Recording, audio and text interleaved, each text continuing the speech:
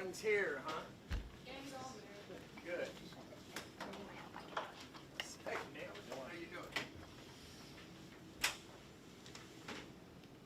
All right. Is everyone ready?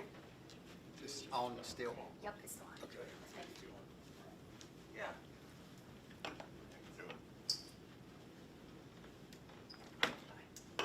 Everybody ready? Yep, I think so. Okay. My name is Robert Broussard. I'm the district attorney here in Madison County. And as you all know, we have conducted an investigation in the incident at Deshler High School. We became involved in this because the district attorney in Colbert County, Hal Houston, recused himself from the matter, which is what he should have done. He knows everyone involved. Anytime in this business, if you have an investigation or a prosecution and you're too close to it, the proper thing is to recuse yourself from it. As a result of that, Attorney General Steve Marshall appointed my office to conduct the investigation. We've been involved in this in a little over a month, and the manpower that we put towards this investigation was Chief Deputy Tim Gann heading up the case, and the investigators we put on it is Chief Investigator Jim Cook and Investigator Chad Harbin to look into the matter.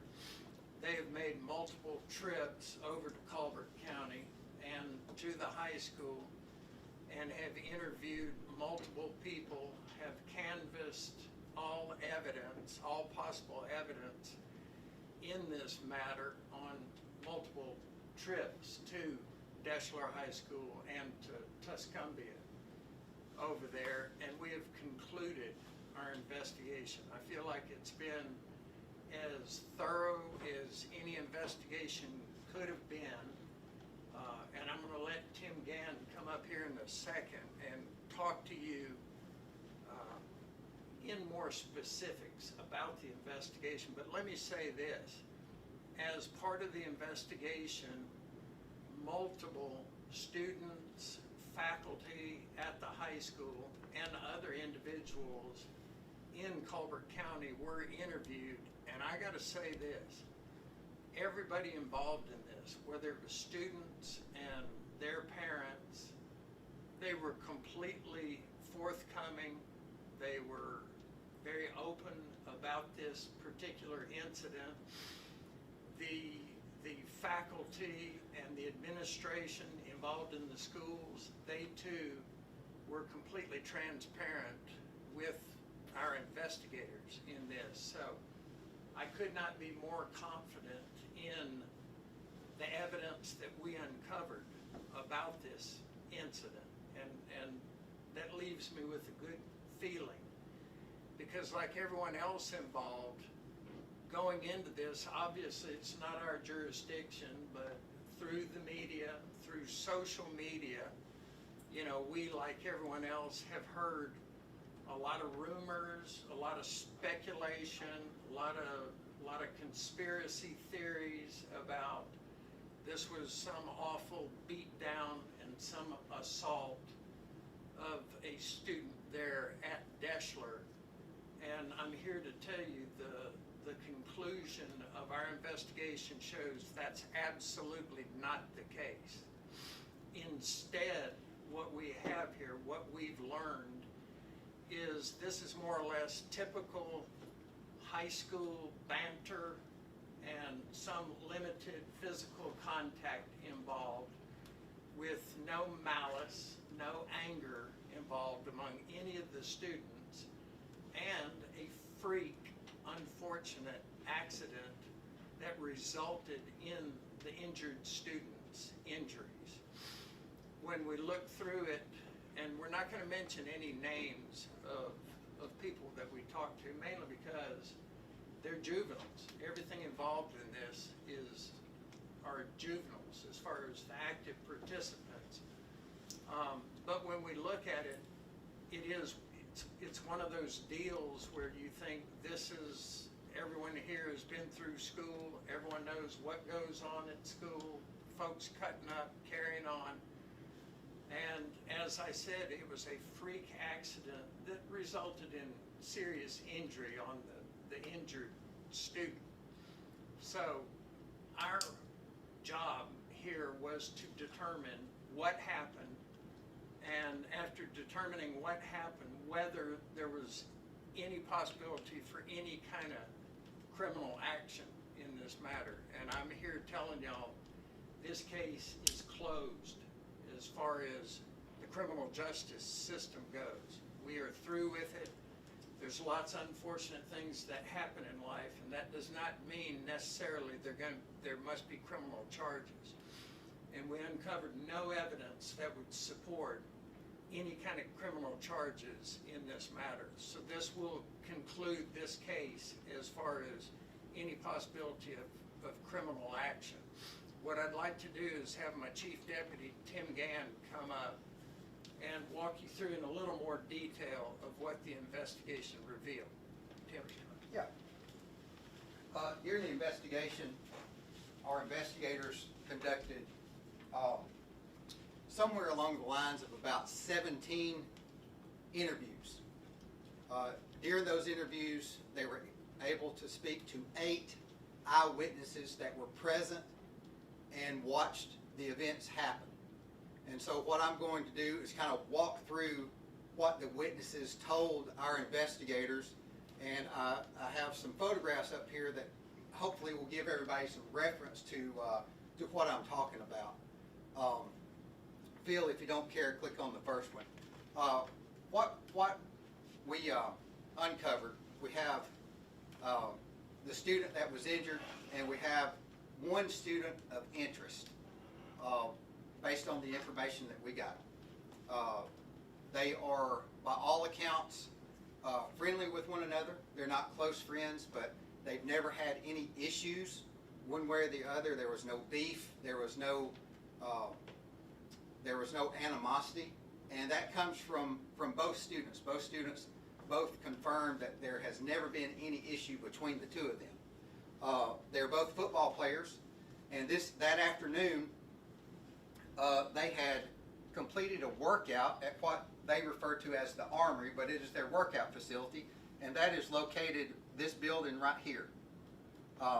Traditionally, they work out for about 30 to 35 minutes.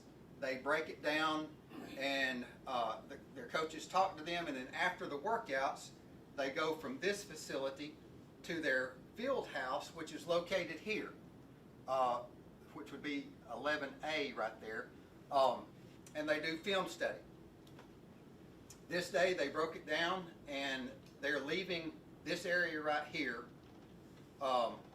in just groups. They're walking from here basically to there, and there is a sidewalk right here, this area right here. So when they come out, they hit this sidewalk, come down here, and make a turn right here and walk across to this facility. That's where they're heading. Okay, Phil, go ahead.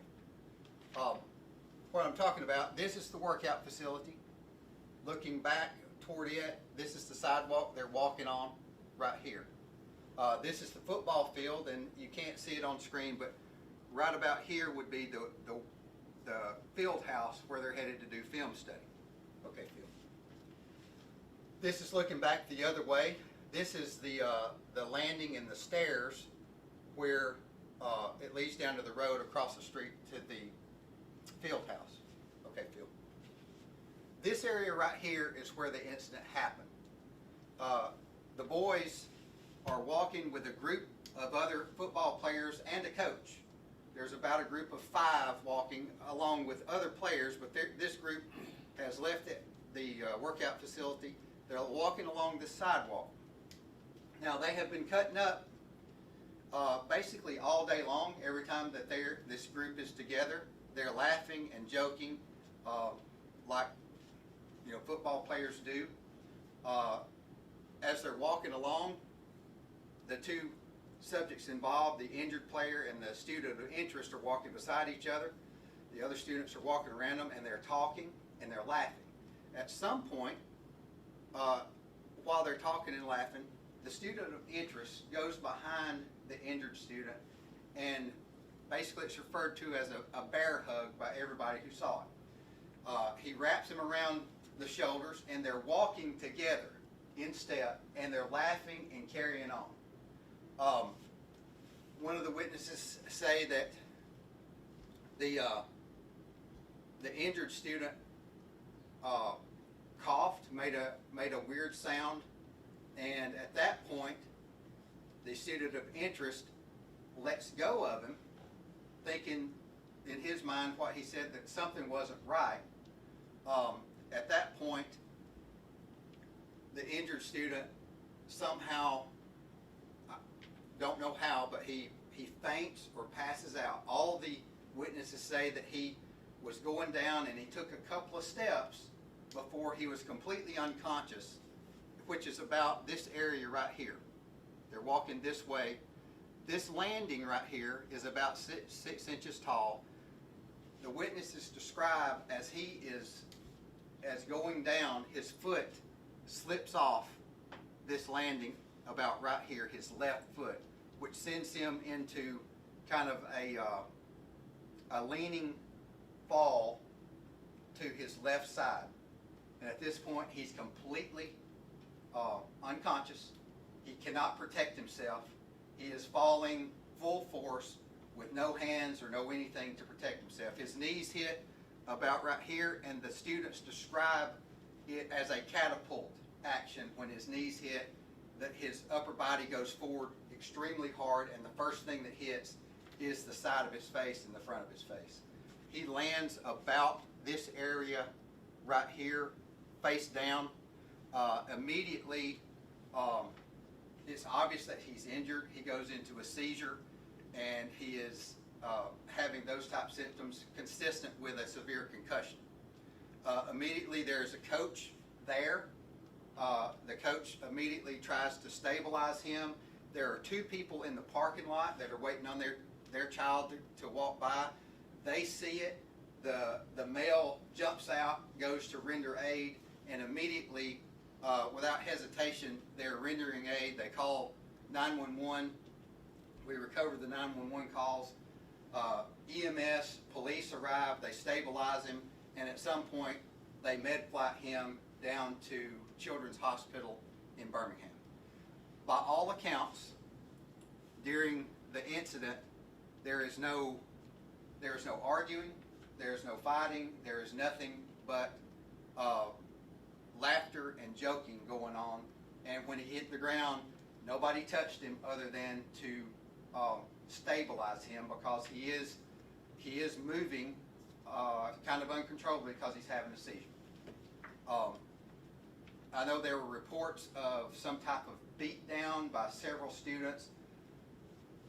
That did not happen.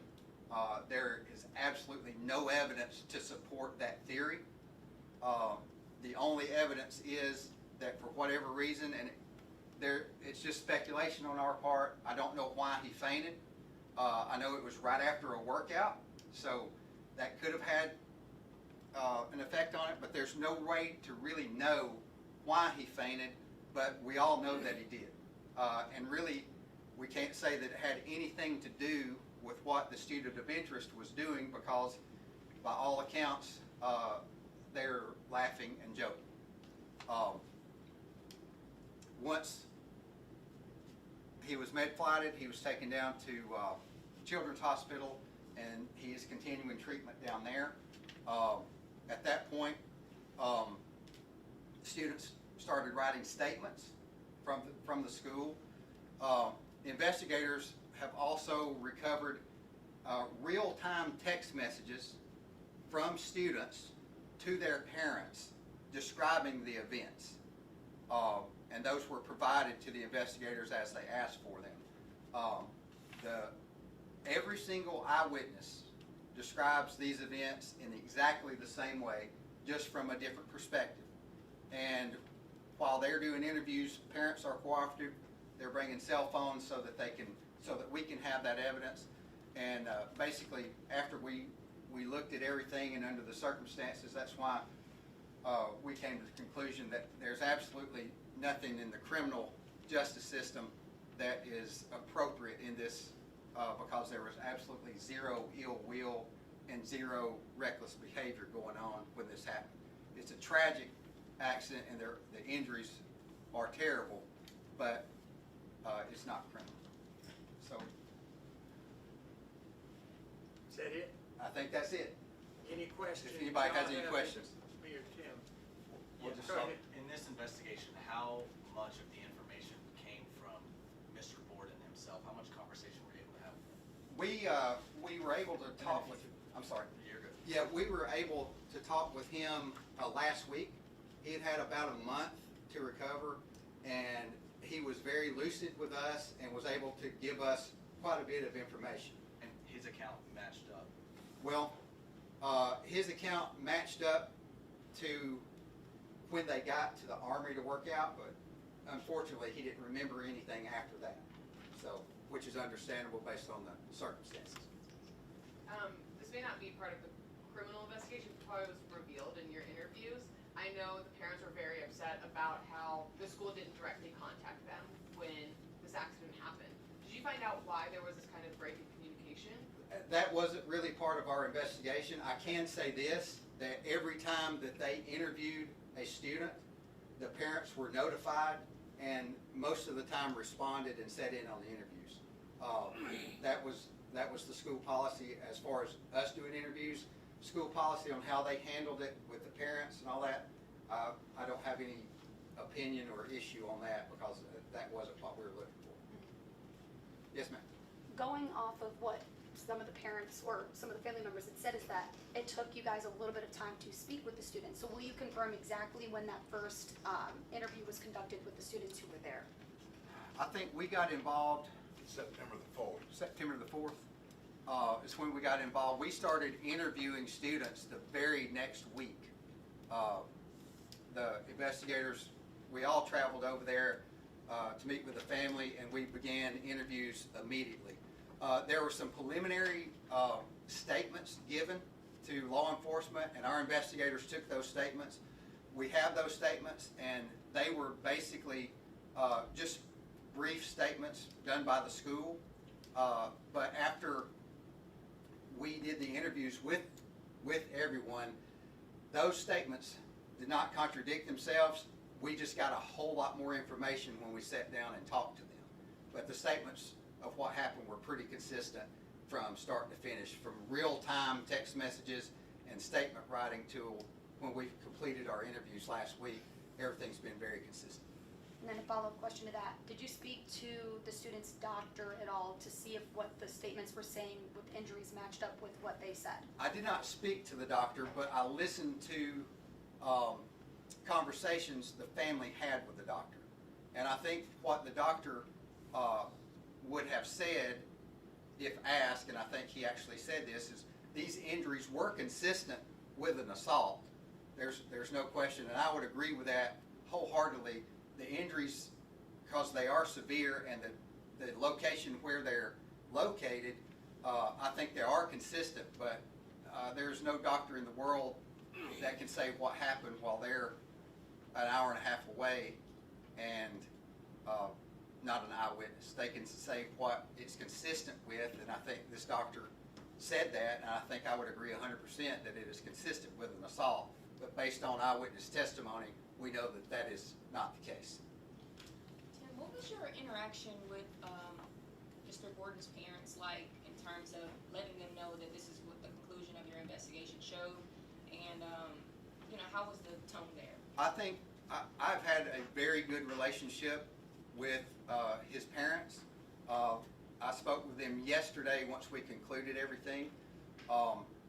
They have been very cooperative with us as a team, and I think I've sat down with them at least 3 times and spoken with them on the phone.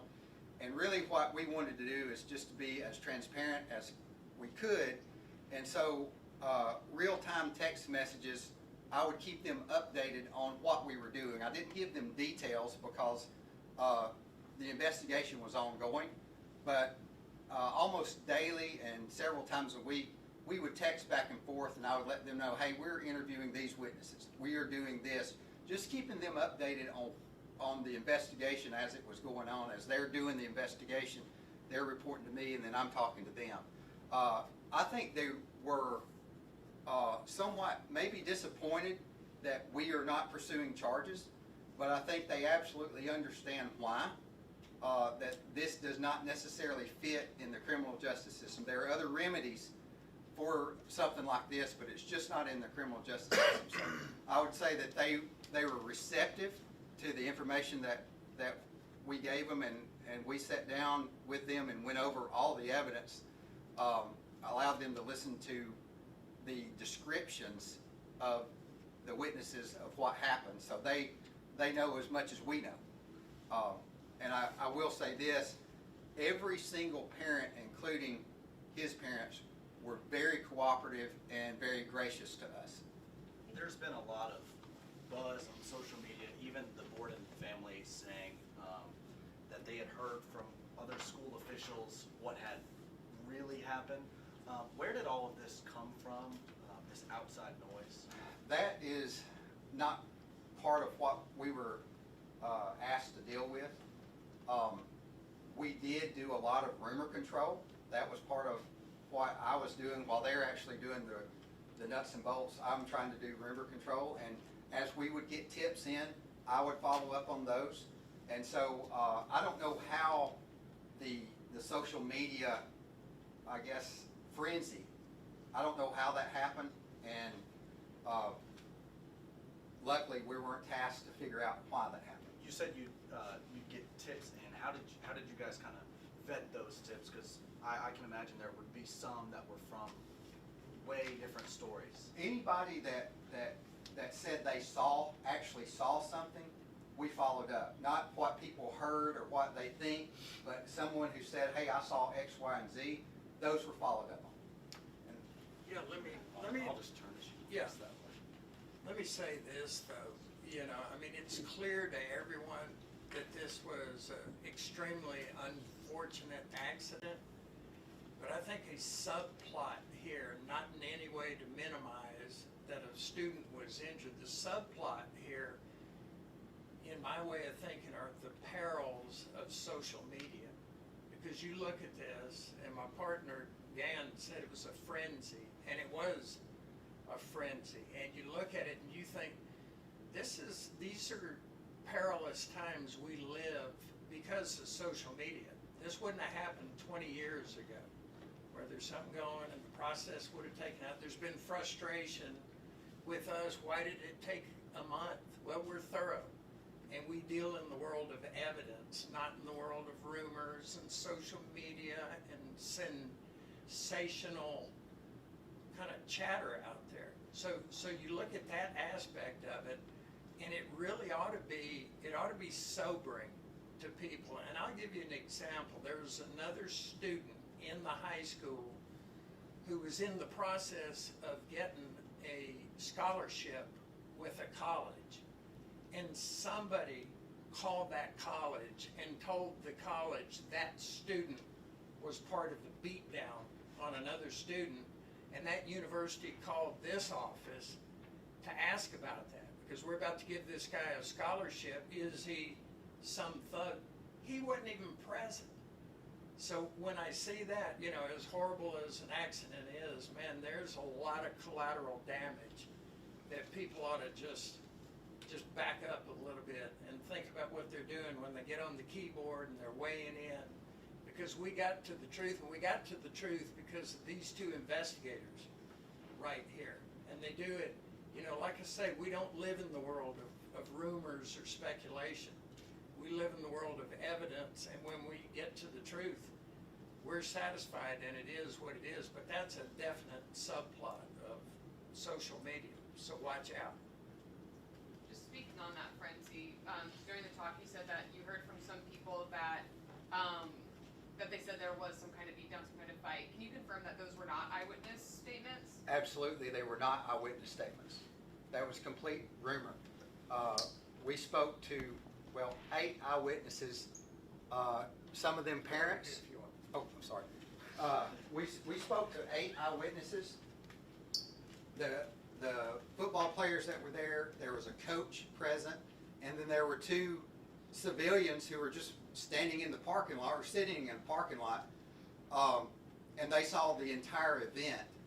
And it's like there's the thought of a beatdown never crossed their mind, because they're actually watching it happen and reacting to this horrible injury.